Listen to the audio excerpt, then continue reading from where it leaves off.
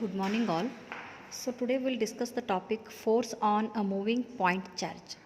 Already we have seen about the electric field, and whenever a charge is placed in a free space, electric field will be induced there.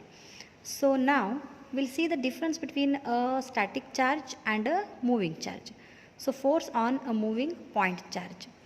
Now, in the electric field, if any charge is placed, either it may be moving or it may be steady, the electric force will be induced on that. What it is? The force due to the electric field on a charge, either it may be static or it may be moving. This can be given by what?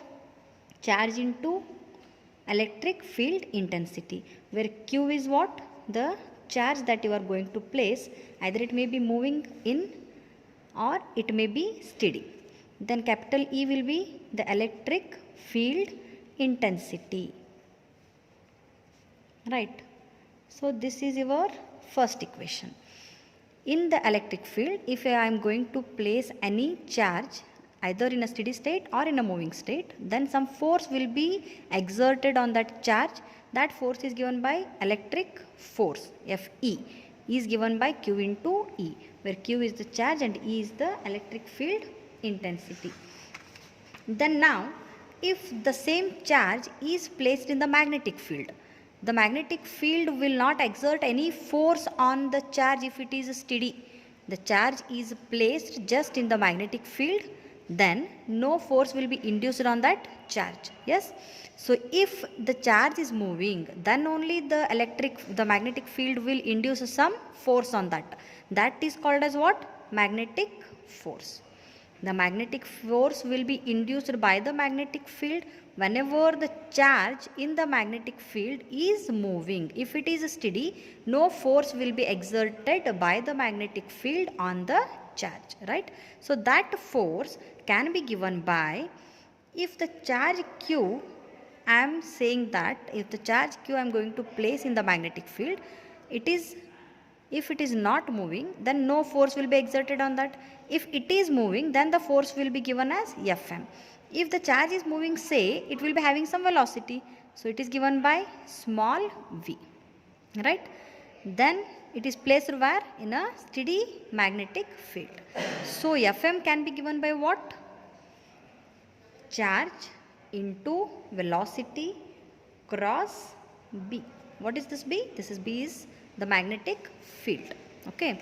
So now this is your second formula.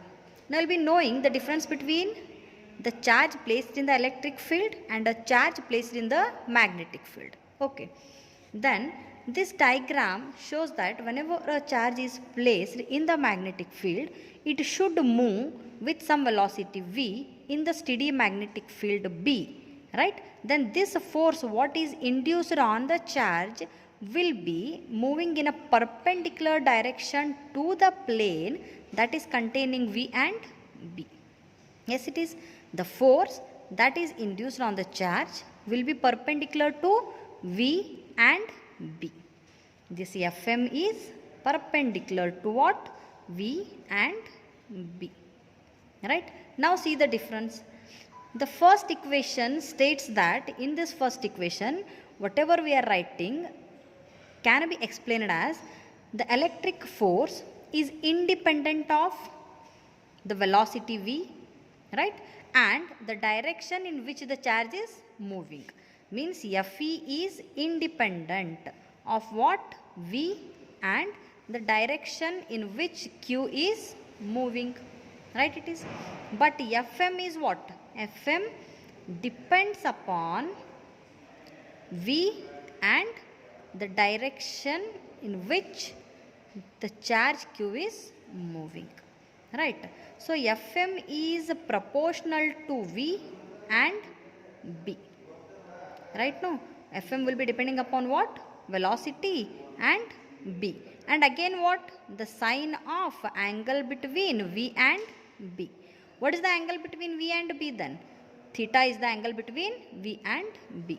This Fm is perpendicular to the plane containing V and B. Theta is the angle between V and B. So Fm will be On what it will be depending? It will be depending upon the velocity with which charge is moving v and the direction in which it is moving, and again sine of the angle between v and b, that is theta.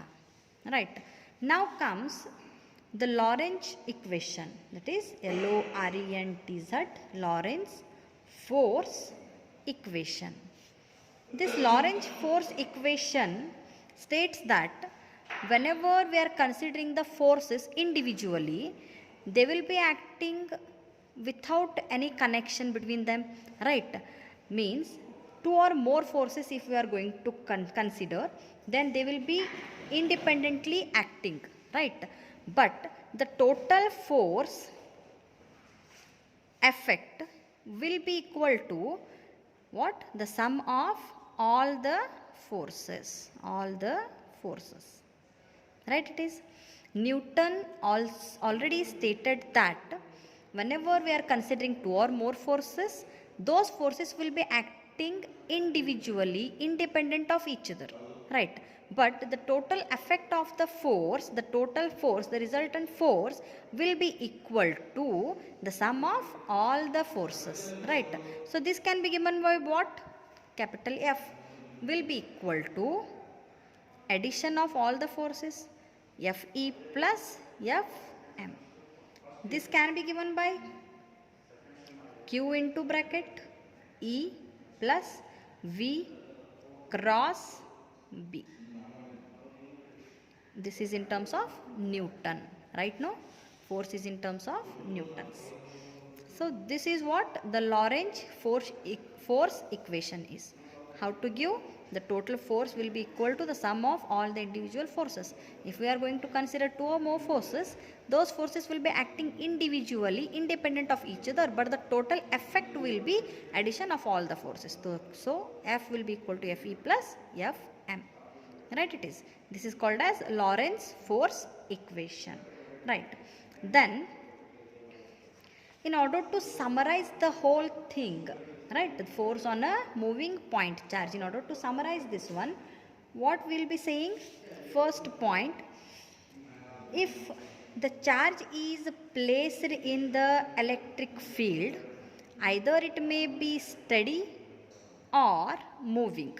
If the charge is steady or moving in the electric field, then the electric force will be induced. The electric force will be induced on that charge, irrespective of whether it is steady or moving, right? But if the charge is placed in a magnetic field, if the charge is steady, it will not experience any magnetic force. But if it is moving, then only it will experience the magnetic force, right? It is. If the charge is placed in electric field, either in steady state or in the moving state, it will experience the force, right? Then if the charge is placed in the magnetic field in a steady state, it will not experience any force, but if it is moving, it will experience the magnetic force. This force is always perpendicular to the plane containing V and B. V is the velocity with which the charge is moving and B is the magnetic field, that is steady. Then if the charge is placed in the electric field, you need to do some work. Means the electric field need to do some work in order to displace that charge. Third point is, work will be done when the charge is in electric field. In order to displace that charge, you need to do some work whenever the charge is placed in the electric field, right? So work done is there.